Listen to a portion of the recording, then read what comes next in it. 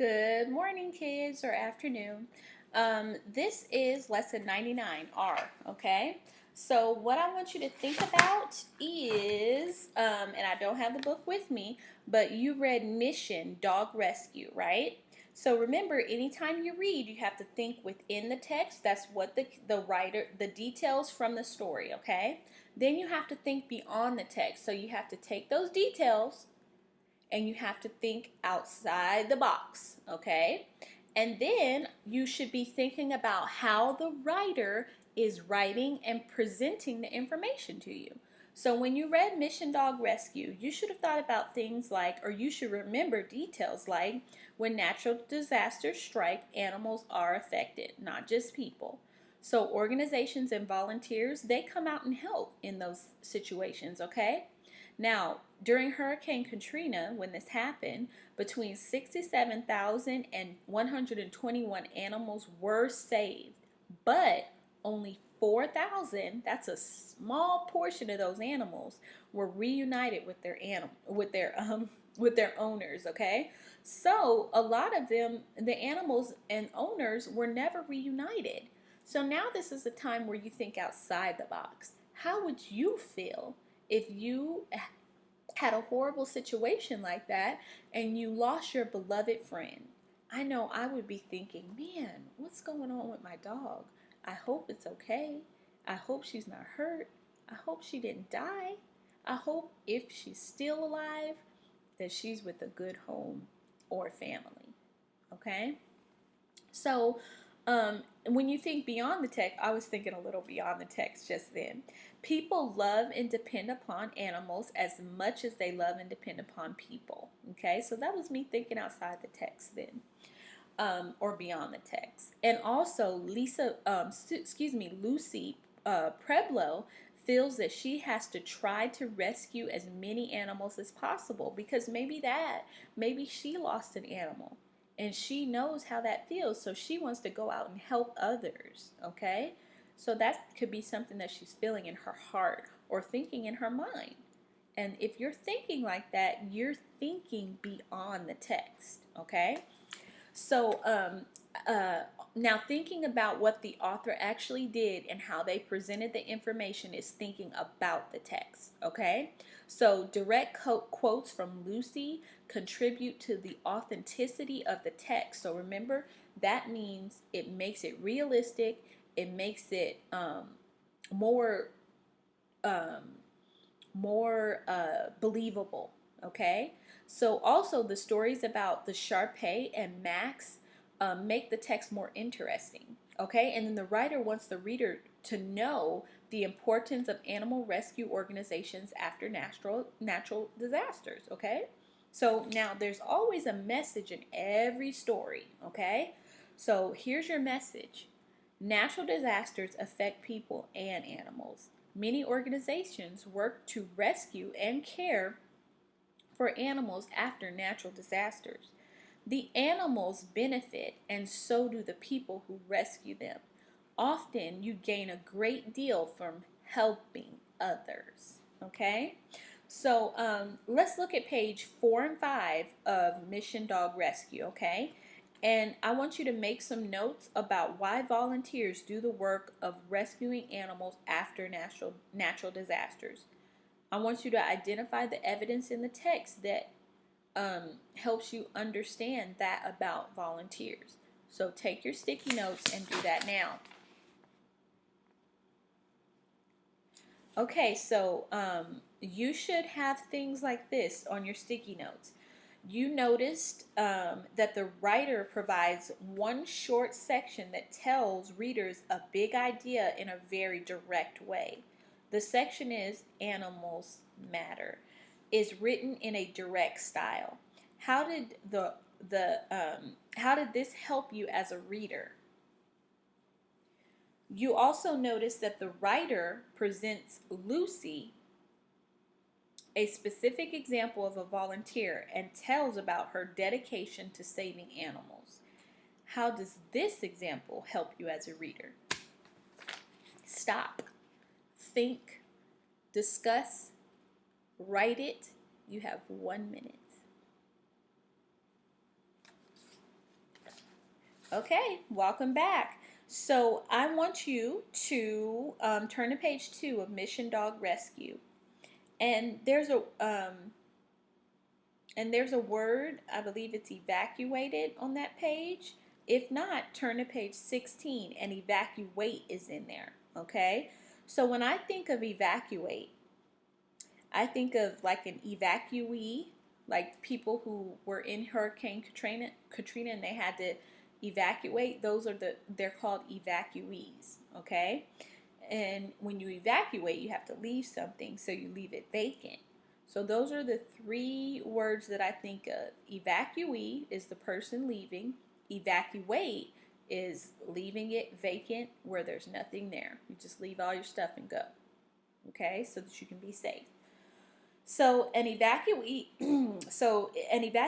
is a person who leaves or is helped to leave a place for safety. Okay, evacuate means leave, and vacant means empty.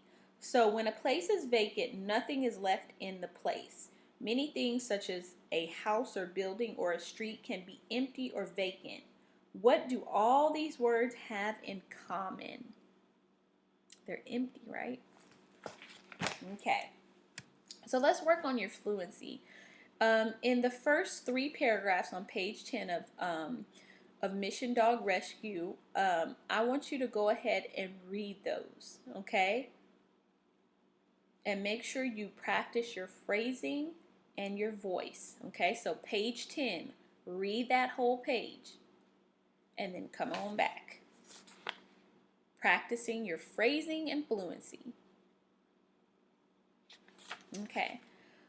So we are going to read the paragraphs again. So this time I want you to think about how Lucy might sound in her interview.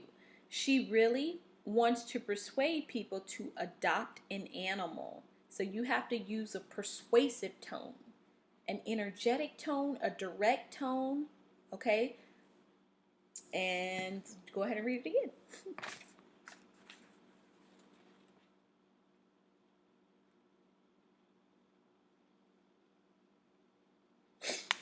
All right. So so now let's get into your word study.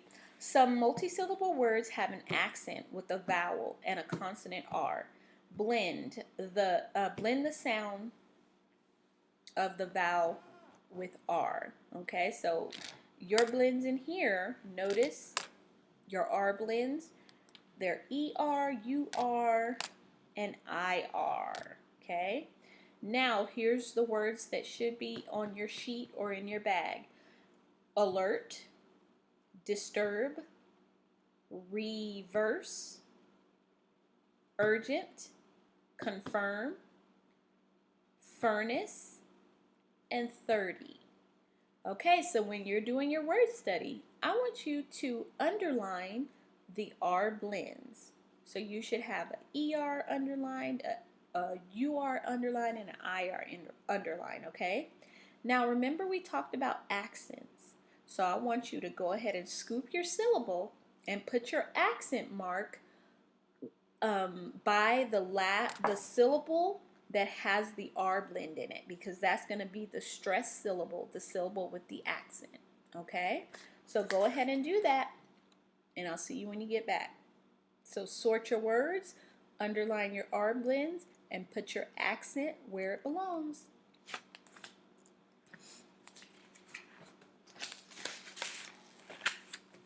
Okay, so here's your new story. This realistic fiction story depicts events that could happen in real life. It has clues and crime solvers. So it is also a mystery. The substitute teacher, Mr. Cox, acts strangely, and the main character, Gus and Akiko, put the clues together to solve the mystery. Using their yo-yos, Gus and Akiko foil an attempt robbery at a museum. Okay, so they stop a robbery with yo-yos. Wow, and this is part of It's a Mystery series. Okay, so what's a mystery like? And what do you know you need to do when you are reading a mystery? You got to pay attention to the clues, right? You got to think of the problem and the solution. So there is always a problem, sometimes a crime, and the main character or characters have to look for clues to solve the mystery. A reader may try to predict the solution in a mystery even before the characters reveal it. So the title of this book is The Yo-Yo Caper by Logan Everett. A caper is a prank or a robbery. Do any of you like to play with yo-yos? Besides the yo-yos, um, two other games are featured in this book. It's important to know what they are. Okay? So look at pages 2 and 3.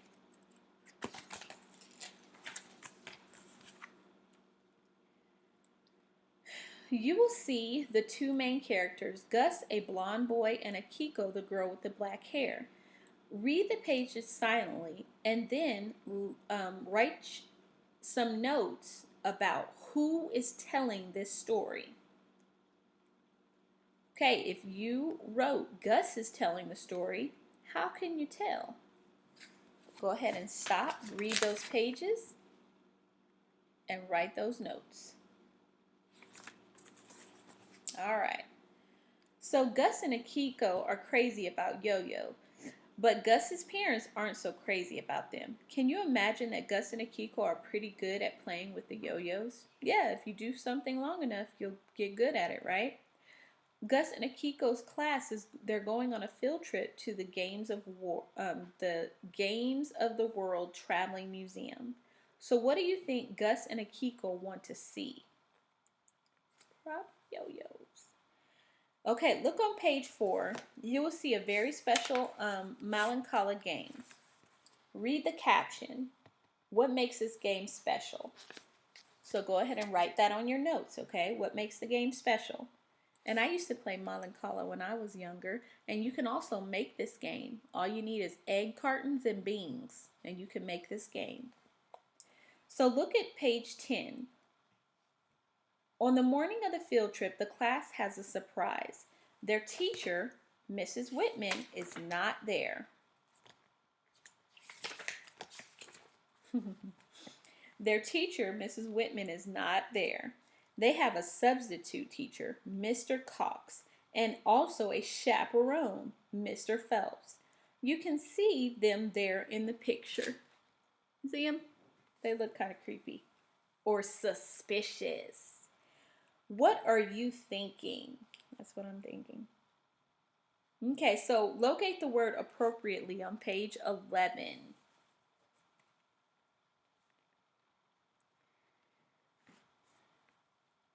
Okay, so you will find out what Gus and Akiko start to suspect. They start to notice odd things about Mr. Cox and Mr. Phelps. You will have to notice those things too.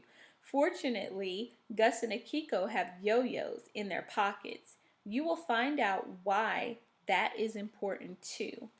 As you read, notice the clues and try to solve the mystery.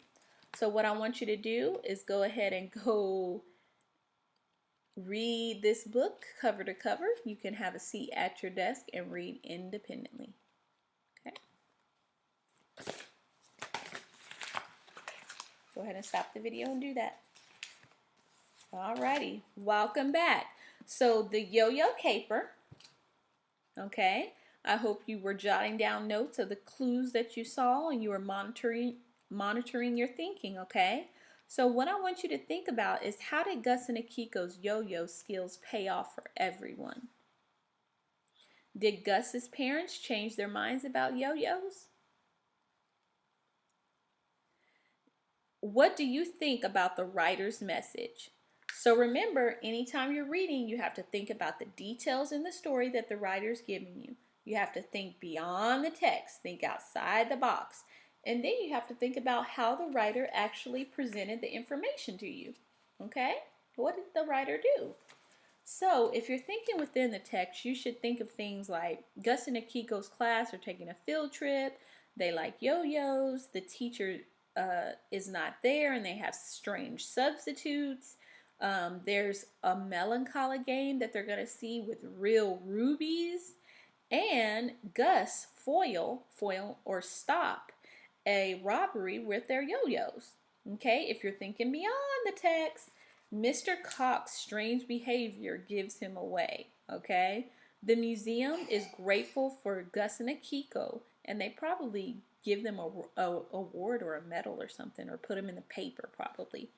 Mom and Dad's attitudes probably change about yo-yos. Now, if you're thinking about how the author presented the information, the writer or the author uses clues to build suspense and show how observant Gus and Akiko are. The purpose of the story is to show that sometimes seemingly frivolous pastimes can be useful. Now, the message in the story. Every book has a message, okay? A seemingly frivolous, so really small pastime or unimportant pastime can be useful. There may be a reason to be suspicious of unusual behavior.